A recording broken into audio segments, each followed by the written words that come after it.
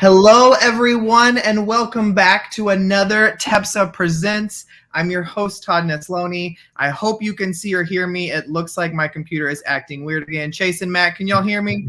Yes, I can hear you. Loud and clear, Todd. I don't know what is going on with this, but I'm Todd Nesloni. I'm the Director of Culture and Strategic Leadership here at TEPSA, and every 2 weeks we like to bring you these TEPSA Presents. So without further ado, I'm going to let my two co-hosts in here tonight, who I'm chatting with, kind of introduce themselves. Chase, we'll start with you. Hi, everybody. I'm Chase Vaughn. I work for an educational technology company called Boardworks. I'm an educational consultant. And before that, I was an assistant principal for 4 years at a couple high schools. And I was obviously a teacher and a coach in Texas for a while, 10 years before that. So glad to be here. And thanks, Todd. Awesome. Matt, go ahead and tell us who you are. Hey, Todd, might I add, you look excellent right now, by the way. Yeah. I'm not sure what you're doing to be so still, but you look great. You're frozen, Hey, man. everybody. My name is Matt Arend. I also work with Boardworks. I'm an educational consultant with Boardworks. Excited to join everybody tonight. Former elementary school principal in the North Texas area. Was an administrator for almost 10 years. Excited to now use that knowledge to support Boardworks.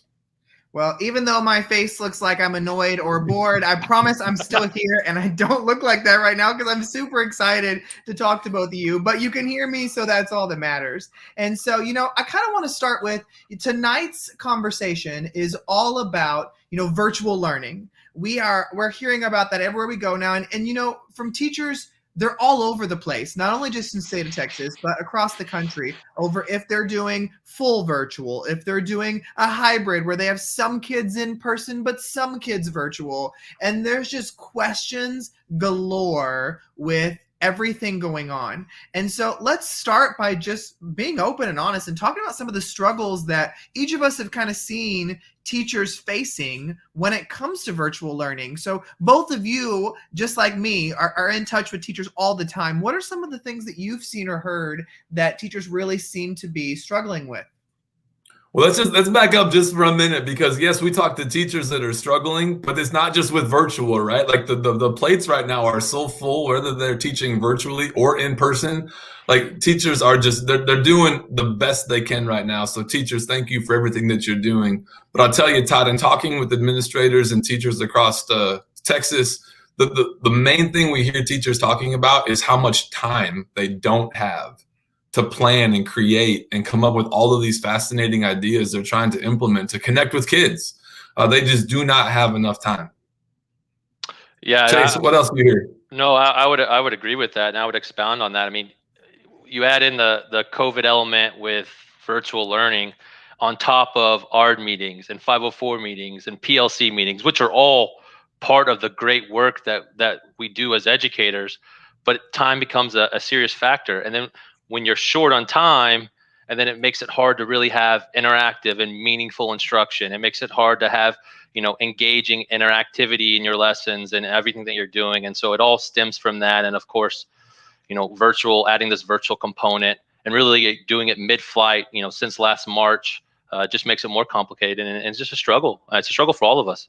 And the other thing that I keep hearing every time I talk to teachers too is you're exactly right, Matt and Chase, about the time and the struggle to keep kids engaged. But at the same time, so many teachers are saying, all the stuff that I used to do that worked fantastic in the classroom doesn't always translate to virtual. And I'm struggling with just finding good instructional materials to use virtually. And so I think educators, you talk to them, we have a myriad of things on their plates right now, just like you said, where they could laundry list of things that are wearing them down right now. But, as administrators, all three of us here know that one of our biggest jobs is figuring out how to alleviate some of that workload and how to figure out how to take some things off the teams. And so we always want to make things easier for our team. And as administrators this year, let me just say it sucks. And it's been really hard to find things to take off people's plates. And so for you two personally, for the leaders who might be listening today thinking, I want to make things easier for my teachers, what's something I can do? I'm at my wit's end. What would be a tip or a strategy you've learned that you would share with them? Man, that's such a great question. So one of the articles that I came across in trying to support our leaders across the state was a recent article that the Texas Association of the School Board pushed out, and it spoke specifically about just the chronic stress that teachers are under, and just that burnout factor that we know so many may be facing and they're up against. And one of the suggestions they had for school districts was really doing an inventory on like what resources do we have that teachers have access to that support them in time-saving opportunities and engaging kids and making it interactive. Because again, like teachers are spending so much time trying to find something out there on the internet, teachers pay teachers, that is going to be interactive enough to keep the attention of students. And let's face it, that's a large part of the time they could be saving is giving them the resources to do so. So that suggestion of doing the inventory is followed up with, if they don't have what they need, make sure they have what they need. Yeah, for sure. Matt, that's a great point. And kind of going along with that, I was meeting with a superintendent and a curriculum director out of the state of Arkansas, and they were talking about very similar topic, obviously supporting teachers in a virtual environment. And something the curriculum director said really stuck with me. And she was talking about how we need to leverage our technology for interaction and communication and not consumption with our students. And when we've done that with our teachers and told them that's what they need to figure out, that's what they need to worry about, that's the only thing they need to worry about, connection, interaction, take out all the fluff, and that makes all the difference. And their teachers have really flourished under those like very limited guidelines, and have been doing really well. And so has been a positive for them. You know, and what I see too is, as administrators, we're so used to when our teachers are having a tough time to give them a hug, give them a high five, go in and cover things. But when things are virtual and when you're in the middle of a pandemic, you can't necessarily do those things. And that's why, you know, hearing some of you guys' ideas is great. And for me, it's thinking about exactly like what you said, Matt, of, you know, one of the best things we can do during this time is figure out, how do we make the instruction easier on the teachers so they're not having to scourge the internet looking for anything? They're not downloading crap that isn't even worth Yeah. to the kids. And it's like, if we can give them great materials that are easy to access, that are easy to understand and share with students, we therein take something off their plate. And, you know, I'm always leery, and just being real and honest with you two, always leery about companies and organizations who are like, you know, we've got this. I'm like, yeah, everybody's trying to sell me something. But when I sat down with you two guys and talked with y'all about Boardworks, I was blown away with how many issues I see that it could solve. And so I'd love for you two just to spend some more time telling me and the people who are listening today just a little bit how you see Boardworks helping in this virtual learning world. Yeah, absolutely. Thanks, Todd, and thanks for giving us that feedback. So just for everyone watching this, what we do at Boardworks, and it kind of goes along with what Matt was saying earlier, is we want to support teachers with great resources. And so what we have at Boardworks is over 25,000 slides of interactive content that really works with any one-to-one device. It works with all of your interactive boards that are all aligned to the TEKS across K-12, math, science, ELAR, and history.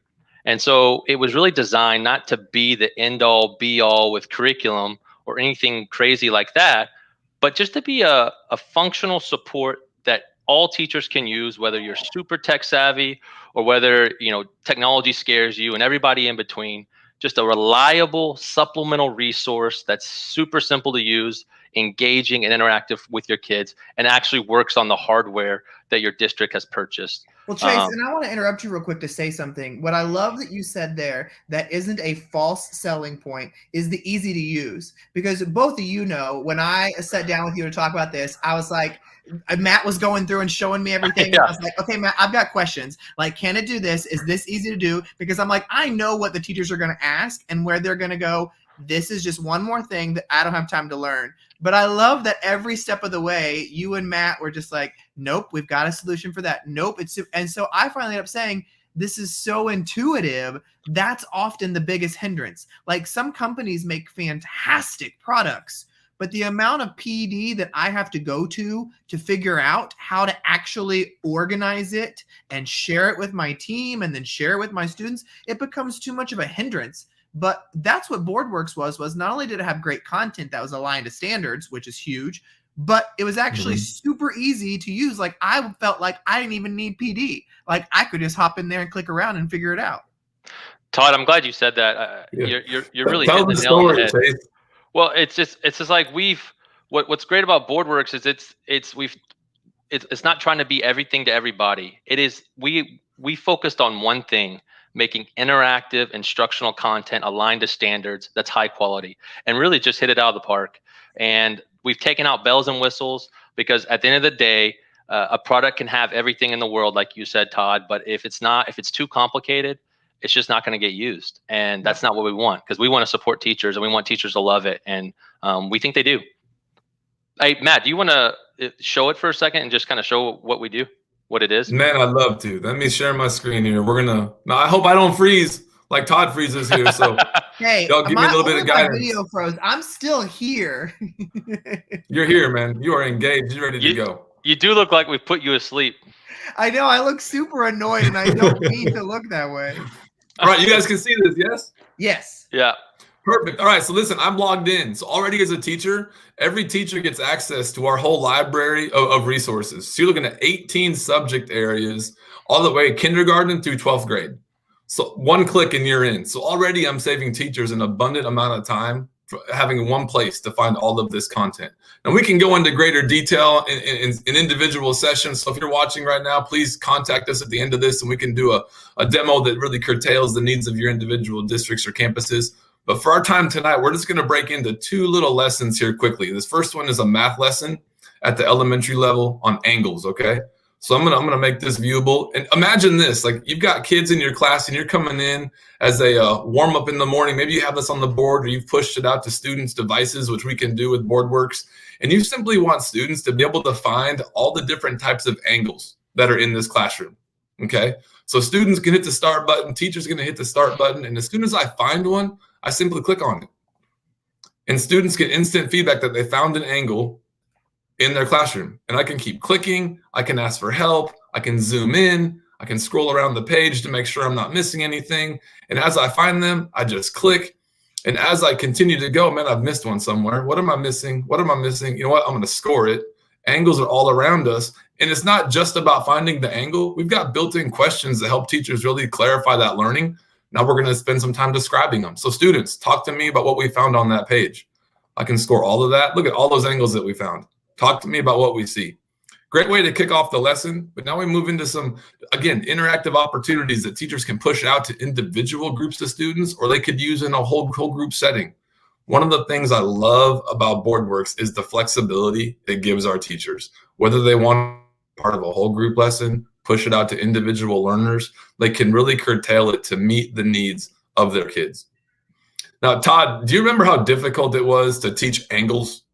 Oh, I remember. Right? In fifth grade. Everybody get out your protractor. We're going to do some measurements. And it was limited to like the examples in the math book or the one thing the teacher was going to draw on the whiteboard. Look how interactive this is. I can simply click and drag. I can create an insurmountable number of examples here for students. I can bring my protractor out. I can measure that just like that. I can check my work, 163 degrees, put my protractor away. Another angle, 51 degrees. Another angle, 139 degrees. I can refresh that and do it again for the next group of students that's coming up. And we all know that we have to have some type of check for understanding. So we as educators know it's time to move on or time to review. So I can click through here. This is just a little matching activity. Those red lines tell me I'm not doing a very good job. That green line tells me I have it right. But check out what happens here. Unlike a math book, we have a fixed number of problems. Let me hit refresh.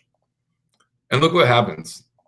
Are you noticing on the screen, each time I do that, you have 4 additional problem sets that students can choose from. So there's no waiting around and waiting for the teacher, to be told what to do next. It's a continual opportunity to practice. Think about the time that we just saved teachers. having to come up with all these problems on their own. And the students are completely engaged because they're doing something that's fun for them. It's aligned to what they need to be working on. It's enjoyable. Well, and Matt, what I love about this too is that, thinking from a teacher perspective, I love that some of the things that I asked y'all about when you showed me this was it's super easy for teachers to remove slides they don't need, edit slides they may want to add a little more information to share this with students. So it's not just the teacher doing all the work. The students can click and go on things. But what I love the most about Boardworks was when you work with one of these lessons and you get it perfect, you can share it with your team.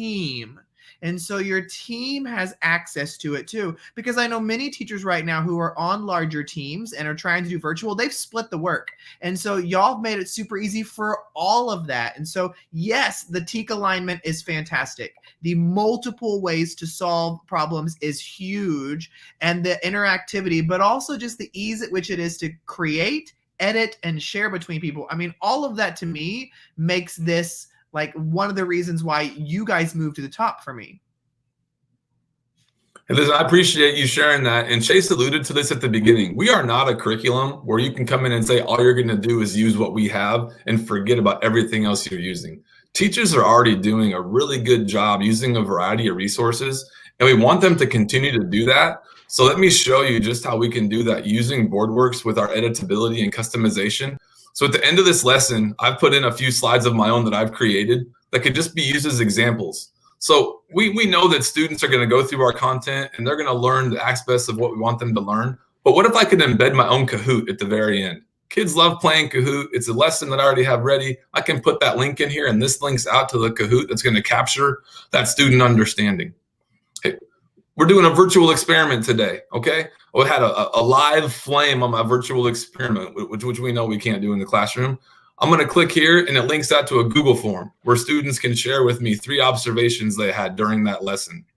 Man, and if I want them to read more about something we read, let me put a Wonderopolis link in there. Let me put my Flipgrid link in there.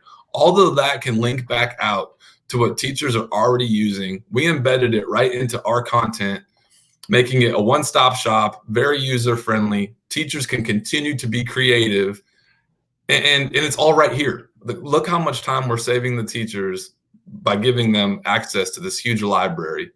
And then, of course, you can create your own library, and you have a larger school library. So the collaboration truly never stops, despite the current COVID situation that we're experiencing. And that's why I love it. And Todd, you really hit on it.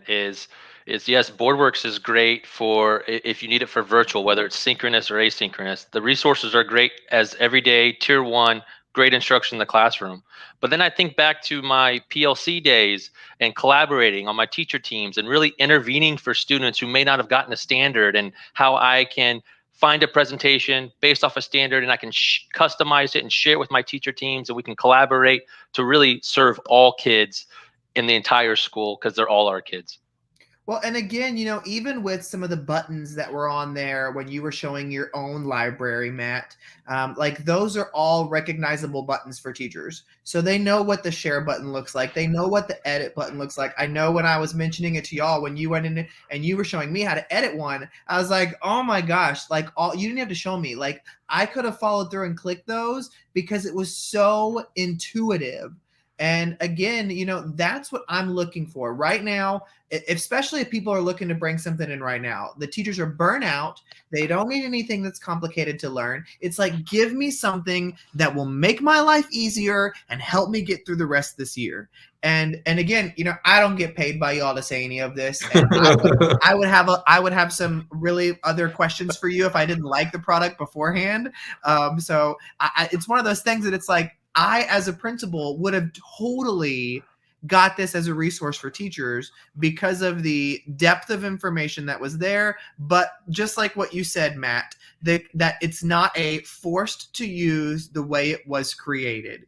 It is totally flexible and editable to meet your needs, and collaborative, whether it's between your partner teacher, your team, or even your students.